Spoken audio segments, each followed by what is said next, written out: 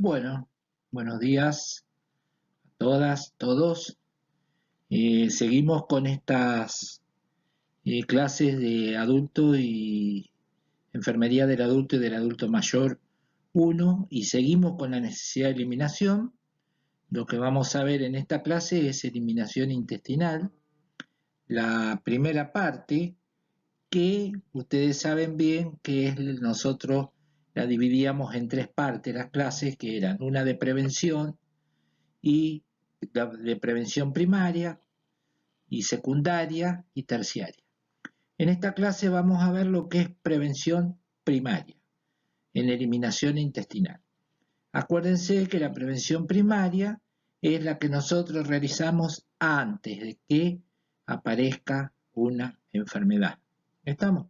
O sea que acá lo que entraría es la promoción, todo lo que uno hace para que haya una buena eliminación, un buen patrón de eliminación intestinal, que no se pierda y tratar de que el paciente indique si tiene alguna alteración.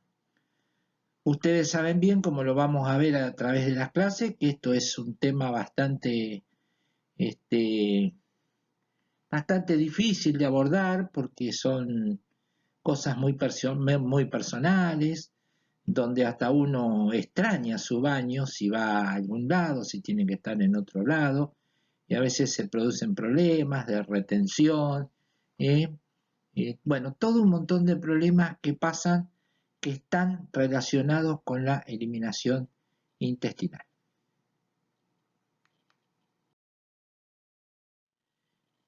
Bueno, el objetivo es comprender la importancia de la eliminación intestinal, los cambios progresivos que se realizan en la evacuación intestinal y orientar sobre el funcionamiento óptimo del sistema digestivo. Acuérdense que uno ingiere el alimento por la boca, o sea que a partir de la boca y hasta el orificio anal, que es por donde salen los desechos o los residuos, todo eso es lo que compone al aparato digestivo o sistema digestivo. Bueno, definición de eliminación intestinal. La digestión es un proceso continuo donde los alimentos y líquidos ingeridos se mezclan y se procesan. El cuerpo necesita una provisión regular de alimentos nutritivos para crecer, para reponer los tejidos gastados y para suministrar energía para las miles de reacciones químicas que ocurren en el cuerpo todo el tiempo. En especial, estos nutrientes, bueno, ustedes vieron que ya ahora estoy hablando de nutrientes, porque a la vez que eh, el alimento eh, entra en el esófago que pasa al estómago, ya empieza a ser un nutriente, como les explicó a ustedes el profesor que está dando nutrición. El alimento es hasta tal momento, ya después se convierte en un nutriente. O sea que cuando pasan por el sistema digestivo. La primera parte del tracto digestivo es la boca, donde los dientes cortan o mastican los alimentos, mezclándose con la saliva. Sigue al esófago, que es un tubo muscular por donde se desliza la comida, que pasa a la tercera sección del tracto digestivo, que es el estómago. Los músculos en las paredes del estómago y los jugos digestivos deshacen la comida y semidigerida pasa por otro anillo de músculos y por un tubo corto al duodeno, que es la primera parte del intestino delgado. Para una mayor trituración de los alimentos se necesita la ayuda de otros órganos del cuerpo. Por ejemplo, la vesícula biliar que digiere las grasas. La bilis producida por el hígado ayuda al intestino delgado a su funcionamiento. Los alimentos son empujados a lo largo de él por una serie de contracciones de los músculos en sus paredes. Es importante lo de la vesícula porque la función importante que tiene, que es emulsionar las grasas, o sea, es como que vieron cuando uno hace una sopa y tiene mucha grasa, o una sopita de pollo que parece que tuviera todo ojito. Bueno, así se convierten los líquidos que pasan, lo que pasa al intestino delgado, que está en el duodeno, donde desemboca el colédoco en la ampolla de Bacter. Bueno, no me voy a poner a hablar mucho de lo que es anatomía humana, porque bueno, por ahí creo que algo han visto de lo que es anatomía. Bueno, acá tenemos un dibujito de lo que yo por ahí les estaba hablando, de lo que es el sistema digestivo. Acá tienen la boca, la lengua, la faringe, el esófago, el hígado, el estómago. Después tenemos la vesícula biliar, tenemos el duodeno, que es la primera parte del intestino delgado, el páncreas, ¿eh? Después del duodeno viene el yeyuno, que es la segunda parte del intestino delgado, y la última parte del intestino delgado que va a conectar con el intestino grueso o colon, en el ciego es el íleon, donde hay una válvula que se llama la válvula iliocecal, que es una válvula unidireccional, para que lo que pasó al ciego que va a ascender por ese colon no vuelva para atrás. Y también encontramos el apéndice, en donde está el ciego. Después tenemos el colon ascendente, el colon transverso y el colon descendente. Después tenemos una parte que es donde comienza a bajar, que es el colon sigmoides, después pasa al recto y de ahí al ano, que es por donde va a eliminarse ese residuo o ese desecho. ¿Estamos? Bueno.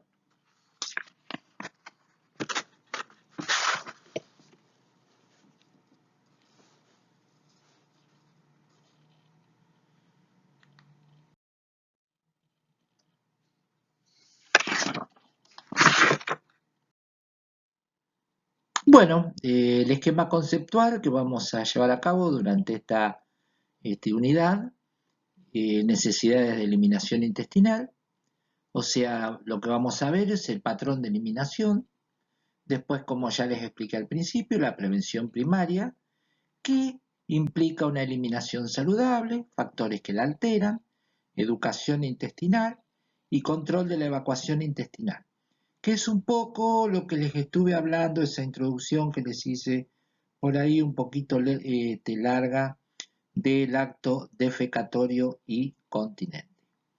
Después veremos, eso lo vamos a ver en la clase que viene, la prevención secundaria, que es la valoración individual del patrón, los exámenes diagnósticos, categorías diagnósticas, y después vamos a ver en prevención terciaria la educación del paciente ostomizado, o sea, el paciente que ha tenido ya una enfermedad en el aparato digestivo y tiene un ostoma. Pero bueno, lo veremos más adelante.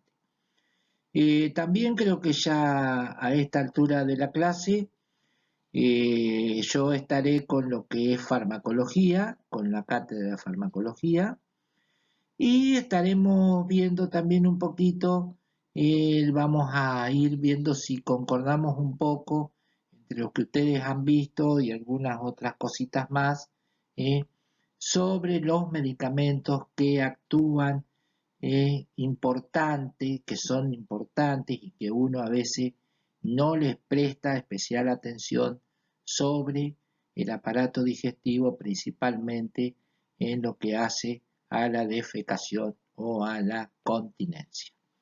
Pero bueno, eso lo vamos a ir viendo en prevención secundaria y prevención terciaria. Bueno, ¿qué desarrollo vamos a tener de la clase? O sea, para el análisis del patrón de eliminación intestinal, utilizaremos el mismo esquema que empleamos en la unidad anterior, eliminación urinaria.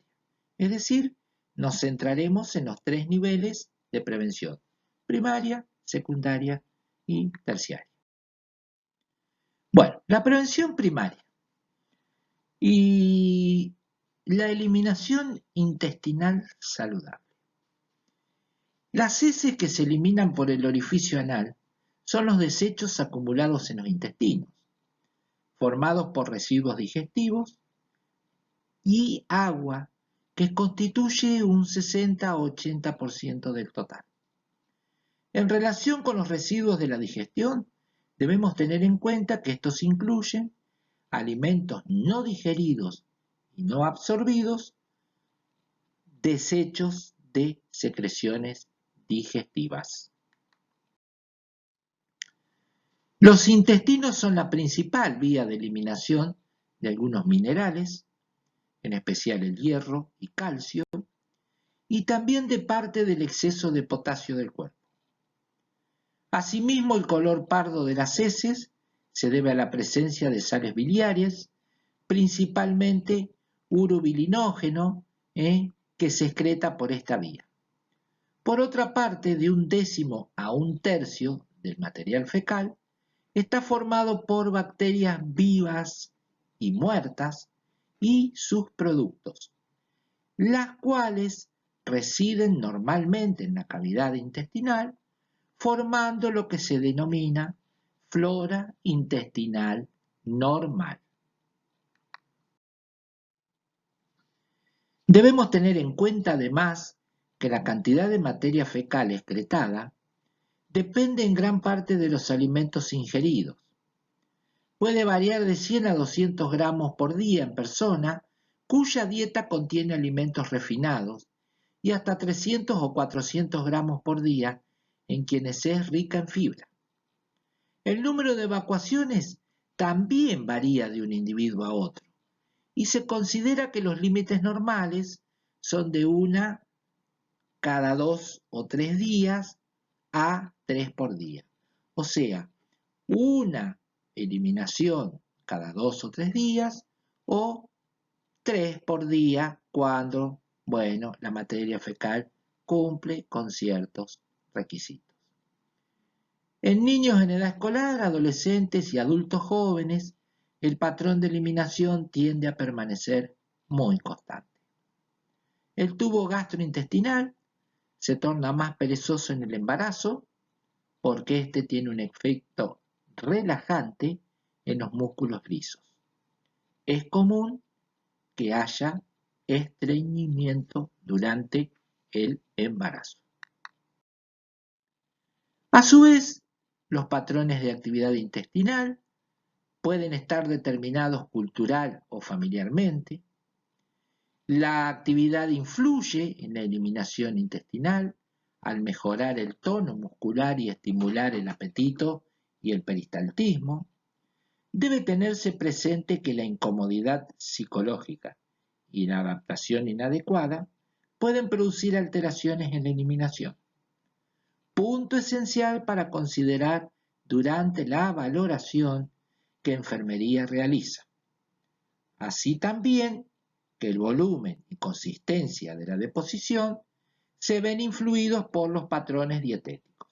Un poco lo que hablamos en esa pequeña introducción que les hice después de ver lo que era la parte anatómica del sistema digestivo.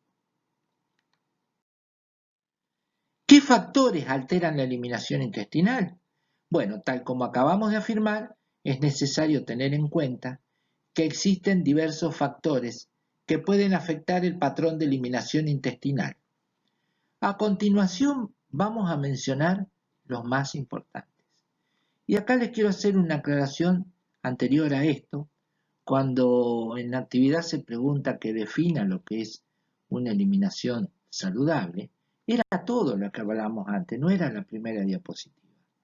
Por eso traten de no copiar y pegar. Yo quiero que ustedes entiendan esto. Esto es importante. Importante no solo para, sino hasta para uno mismo es importante, hasta para educar a sus hijos, hasta para todas las cosas que pasan en una casa. ¿Eh? Todo esto es importante. ¿Eh? Por eso no copiemos y peguemos la primera diapositiva, porque después falta todo lo otro. Traten de entenderlo y de explicarlo con sus palabras. Bueno, la dieta. El tipo de alimento y el volumen de líquidos que consume un individuo tienen influencia en la frecuencia y las características de la defecación.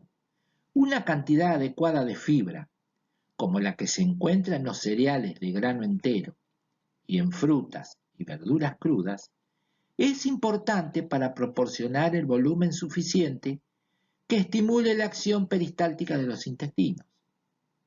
Es importante además una ingestión adecuada de agua y otros líquidos para conservar blandas las heces. El estilo de vida.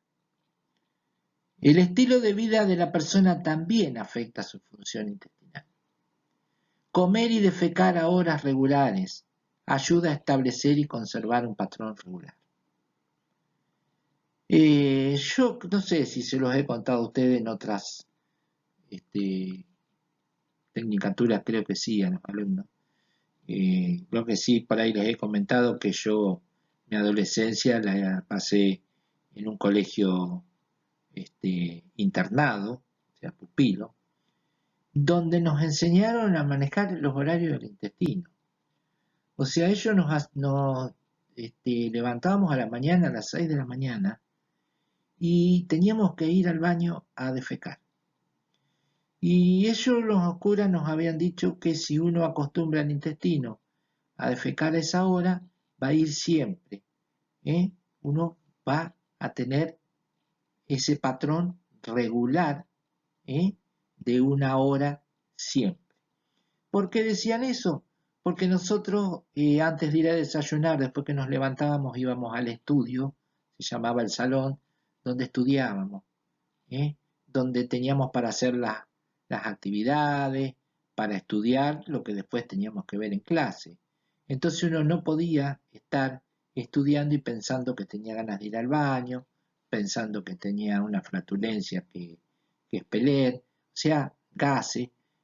Bueno, y ustedes saben que yo me acostumbré tanto que hasta ahora que me tuve este problema, yo iba siempre al baño durante 50 años a la mañana y él me levantaba.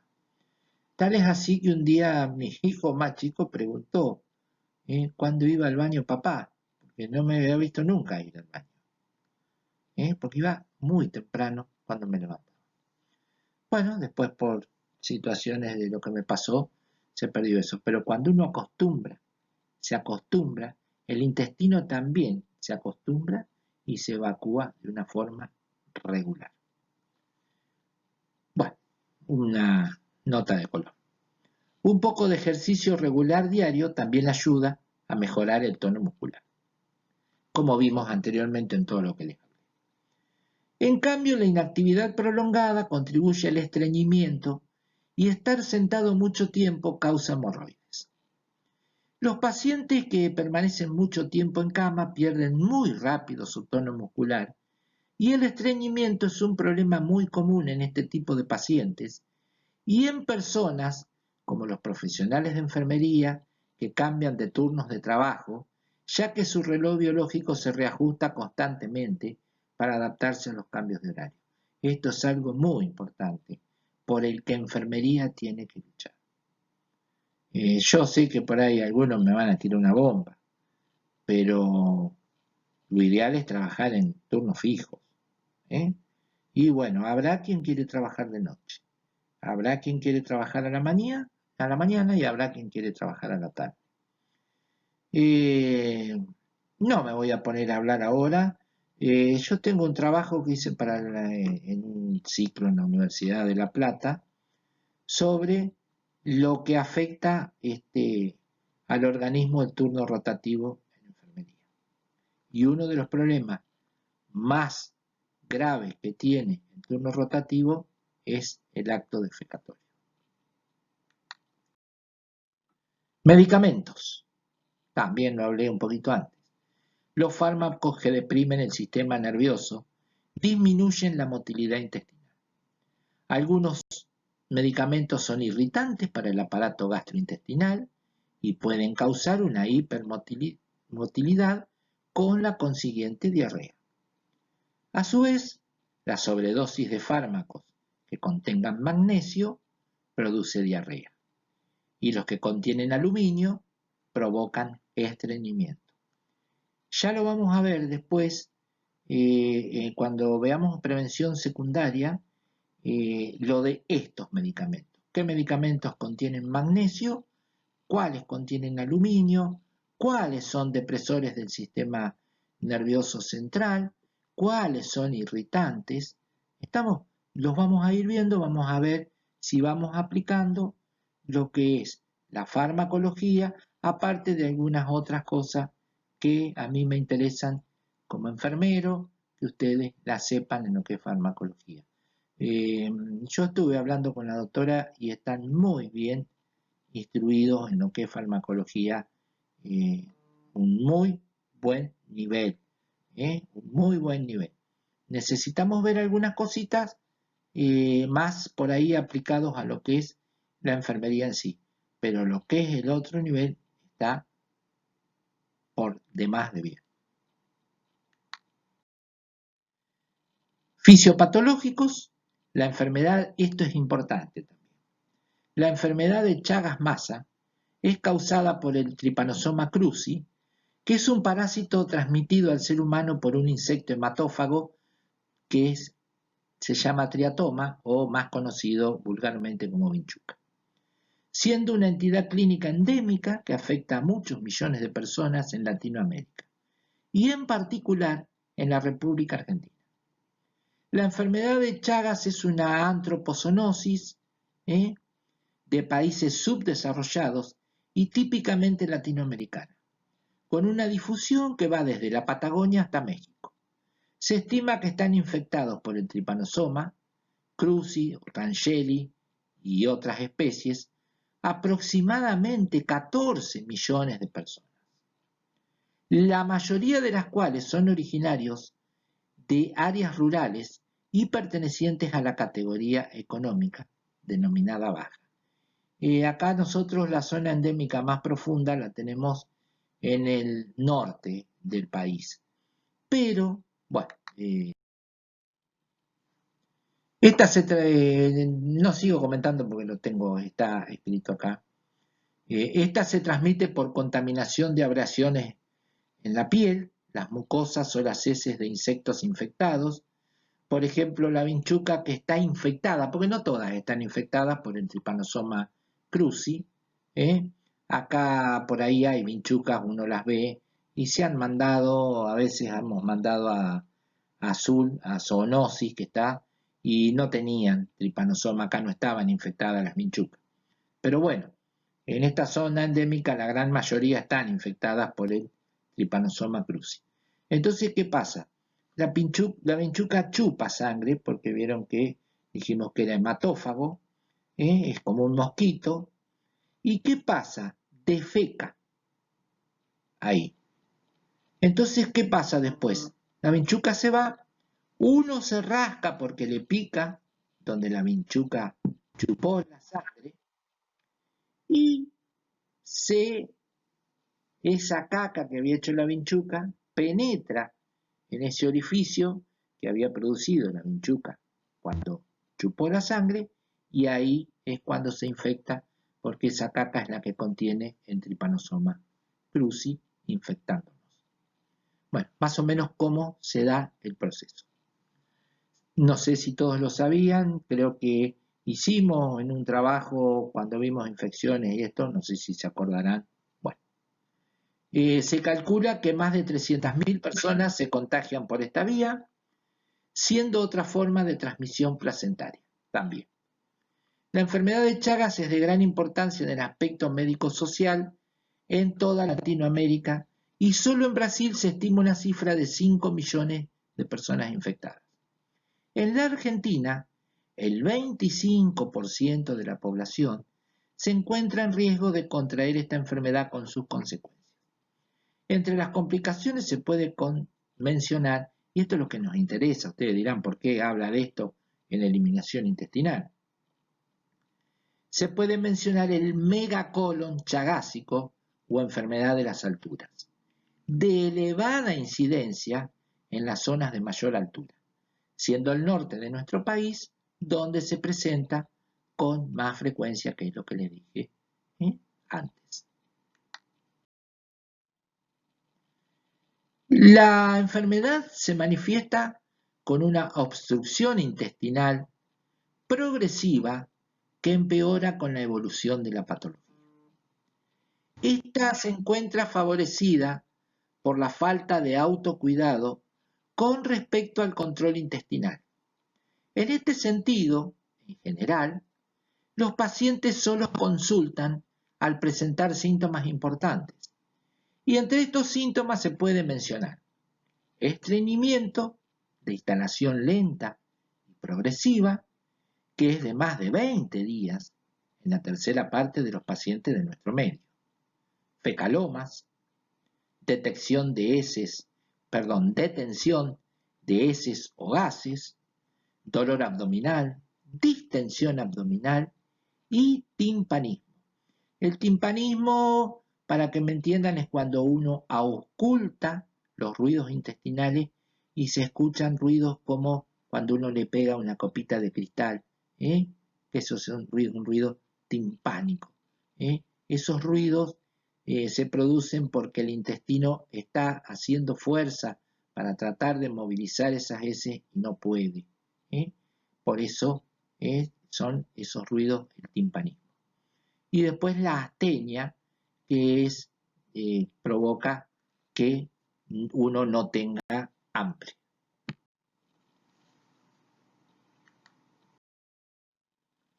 Bueno, el examen físico, cuando se realiza, el abdomen es globoso y asimétrico. El tratamiento puede ser clínico o quirúrgico. Y el paciente es sometido a una ostomía que puede ser permanente o transitoria. ¿Sí? Después vamos a ver bien lo que es una ostomía. No me voy a poner ahora a explicarles lo que es, pero es un abocamiento al exterior. Un ostoma es un agujero, o sea, un abocamiento al exterior de un órgano. En este caso puede ser del colon, puede ser una yeyunostomía, una ileostomía, una duodenostomía, una gastrostomía, una colostomía, que son las más comunes y las más frecuentes que pueden ver. Pero bueno, después lo veremos en lo que es prevención terciaria. La atención de enfermería adquiere importancia, entre otras cosas, en cuanto a, y acá viene lo que yo siempre les digo, no solamente cuando uno les está comentando el caso, sino la atención de enfermería, fíjense, adquiere importancia, entre otras cosas, en cuanto a cuidado de la piel, a la eliminación, al control de la colostomía, a la dieta. Por eso debemos tener en cuenta, además, que la detección de un paciente chagásico requiere implementar actividades de educación a la familia y a la comunidad en zonas endémicas. Finalmente, tengamos presente, y esto es lo importante a lo que yo quería llegar, que atento a la importante población migratoria dentro del país y países vecinos, relacionada con los factores socioeconómicos, es de esperar la presencia de pacientes chagásicos en cualquier región geográfica del país, independientemente de la altura. Otros factores que intervienen en una eliminación. Las emociones producen un efecto sobre la función intestinal. A su vez, el estrés y la ansiedad pueden aumentar o disminuir la motilidad del tubo gastrointestinal. También hay anormalidades congénitas, lesiones y procesos patológicos que afectan la función intestinal.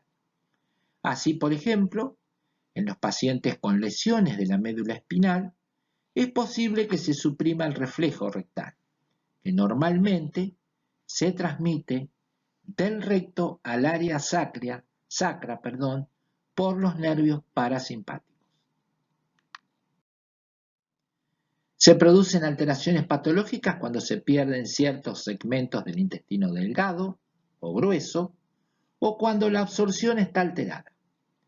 La pérdida del contenido del intestino delgado provoca acidosis metabólica e hipopotasemia por la pérdida de bicarbonato y potasio.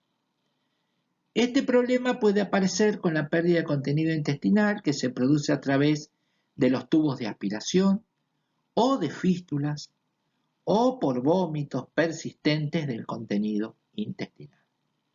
Las pérdidas del intestino grueso consisten fundamentalmente en agua, sodio y en menor grado cloro, provocando deshidratación e hiponatremia, o sea, un bajo nivel de sodio, y esto ocurre en situaciones de peristalsis aumentada. Consideraciones geriátricas, importante. Los adultos mayores experimentan una reducción de la secreción de mucosidad del intestino grueso y una disminución de la elasticidad de la pared rectal. Además, propensos al estreñimiento debido a factores como disminución de la actividad, fibra y masa insuficientes en la comida, ingesta insuficiente de líquidos, efectos secundarios de los medicamentos, abuso de laxantes. Y cabe tener en cuenta que como no se conoce el origen de muchos trastornos digestivos, su prevención a veces no puede realizarse. No obstante, algunas de las prácticas saludables que se sabe o se piensa que pueden ser útiles en la prevención son mantener una buena higiene bucal, procurar una nutrición basada en alimentos naturales, con alto contenido de fibras e ingesta adecuada de líquidos, evitar el uso de tabaco y evitar el estrés. Educación intestinal. Ayuda al paciente en la educación del intestino para que evacúe a intervalos regulares. ¿Cómo interviene enfermería en esto? Y se sugieren como intervenciones planificar un programa intestinal con el paciente y la familia. Enseñar al paciente y la familia los principios de educación intestinal. Instruir al paciente acerca de los alimentos con alto contenido de fibra. Proporcionar alimentos ricos en fibras o que hayan sido identificados por el paciente como medio de ayuda. Asegurar una ingesta adecuada de líquidos. Asegurarse la realización de ejercicios de forma regular y adecuados a su edad y condición física, cuidar la intimidad del paciente, evaluar el estado intestinal a intervalos regulares, administrar medicación prescrita si procede. Control de la evacuación intestinal. El control implica el establecimiento y mantenimiento de una evacuación intestinal de esquema regular. Intervenciones de enfermería. Y se sugieren como intervenciones de enfermería controlar la evacuación intestinal. Frecuencia, consistencia, forma, volumen y color de las heces. Verificar el peristaltismo intestinal e informar los cambios. Observar si hay signos y síntomas de diarrea o estreñimiento. Educar al paciente y la familia. Administrar medicamentos prescritos. Poner en marcha un programa de entrenamiento intestinal. Instruir al paciente sobre los alimentos de alto contenido de fibras. Bueno, con esto damos por terminado esta clase, primera clase de la necesidad de eliminación intestinal. Espero que no les haya sido muy pesada, sobre la primera parte que decíamos que era la prevención primaria, cuando uno todavía no tiene la enfermedad, cuando nos tenemos que dedicar más a la promoción y prevención. Bueno, la actividad para las comisiones 1 y 2 es parecido a lo que habíamos visto en la otra. Defina el concepto de eliminación intestinal saludable. Elabore una lista con los factores que inciden de manera positiva en la eliminación intestinal y otra con los que lo hacen en forma negativa. Justifíquelas. Sintetice la importancia de la educación intestinal y del control de la evacuación intestinal. Mencione intervenciones de enfermería destinadas a la educación intestinal y a lograr el control de la evacuación intestinal. Estas 4 consignas para las 2 comisiones. Y por favor, no copie y pegue. Traten de expresarlo con sus palabras. Escríbanlo primero si quieren en una hoja, en un cuaderno y después lo pasan. ¿Estamos? Bueno, muchas gracias por su atención.